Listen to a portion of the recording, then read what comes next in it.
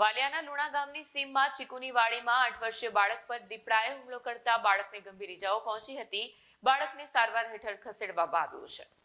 મૂળ ભાવનગર તળાજા અને હાલ વાલિયા તાલુકાના લુણા ગામની સીમમાં આવેલ ટોકરી નદી કિનારે ચીકુવાડીમાં રહેતા 8 વર્ષીય પ્રિન્સ અમર સોલંકી ગત તારીખ 17મી નવેમ્બરની વહેલી સવારે 3 થી 3.5 કલાકના અરસામાં વાડીમાં ઝૂંપડામાં મચ્છરદાનીમાં સૂઈ રહ્યો હતો। તે દરમિયાન શિકારની શોધમાં ધસી આવેલા દીપડાએ બાળક ઉપર હુમલો કરી તેને માથા અને શરીરે ગંભીર ઇજાઓ પહોંચાડી હતી। બાળકે બુમરાણ મચાવતા પરિવાર જાગી જતા દીપડો નાસી ગયો હતો। જોકે ગંભીર ઇજાઓને પગલે બાળકને પ્રથમ વાલિયા બાદ વધુ સારવાર અર્થે વડોદરાની ખાનગી હોસ્પિટલમાં ખસેડવામાં આવ્યો હતો।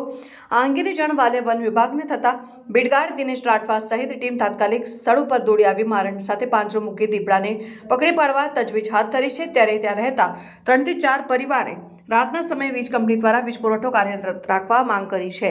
સ્ટાર્ટ બોલો, શું નામ છે તમારું? મારું નામ છે રમેશભાઈ। અને શું ઘટના બની છે અને કઈ રીતના છોકરાની ઈજા પહોંચી છે? હવે એ તો રાતના 3 વાગે અમે ઉતરેલા હતા। 3 વાગ્યા પછી 3 થી 1 થી 2 મિનિટ થઈ છે તે આવી ગયું જનાવર અને છોકરા ઉપર હુમલો કર્યો એને। અને કેટલા સમયથી દેખાય છે દીકરો? અમે આ તો રીત છીએ લગભગ 21-22 વર્ષથી, પણ દેખાય છે 12 થી 13 વર્ષથી। અને અમે આગા જોઈએ છીએ દીપડાના, પણ કોઈ માણસની ઈજા થઈ નથી અત્યાર સુધીમાં। આજ પહેલી ઘટના સાંભળ્યા। અને શું તંત્ર પાસે શું માંગ કરશો તમે? તંત્ર પાસે તો એવું માંગીએ કે કોઈ વન વિભાગવાળા કોઈ પકડવાની કોશિશ કરે, કોઈ વાડીવાળાને કોઈ લાઇટનું કંઈક હોય તો કાંઈક એનો બંદોબસ્ત કરે। લાઇટ તો થઈને રાતની આવતી જ નથી, દિવસની લાઇટ આવે છે। અને જીબીવાળાને એમ કહે કે તમે લાઇટનું કાંઈક સિંગલ ફીસમાં આપો તો વાડીવાળાને બધાને સારું રહે એમ। અને કેટલા દીપડા હોઈ શકે અહીંયા?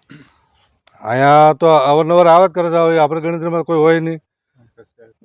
3-4 દીપડા લગભગ ફરતા હતા આ એરિયામાં। શું નામ છે? પ્રવીણભાઈ।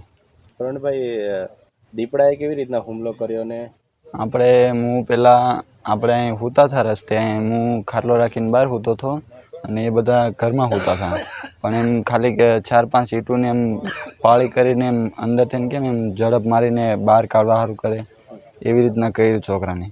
અને બધા ફેમિલી સાથે જ સૂતો હતો, પણ સાઈડમાં છોકરો સૂતો હતો ને એને પકડવા માંડ્યો, એમ પકડીને ખેંચવા લાગ્યો, છોકરો ગાંગેરો।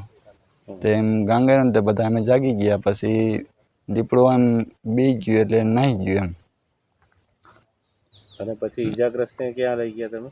ઈજાગ્રસ્તને અમે પહેલાં વાલિયા લઈ ગયા, પછી ભરૂચ લઈ ગયેલા, અને પછી પેલું હોસ્પિટલ છે ને અમદાવાદ સીએજી, વડોદરા સીએજી છે ને ત્યાં લઈ ગયેલા। અત્યારે કેવું છે એને? અત્યારે સારું છે છોકરાને। અને રાતે લાઇટ આવે છે અહીંયા? રાતે લાઇટ નથી આવતી, 10-11 વાગ્યા સુધી આવે ને પછી જતી રહે, પછી વહી જાય। વિડીયો જર્નાલિસ્ટ સંજય વસાવા સાથે સત્યા ટીવી ન્યૂઝ વાલિયા।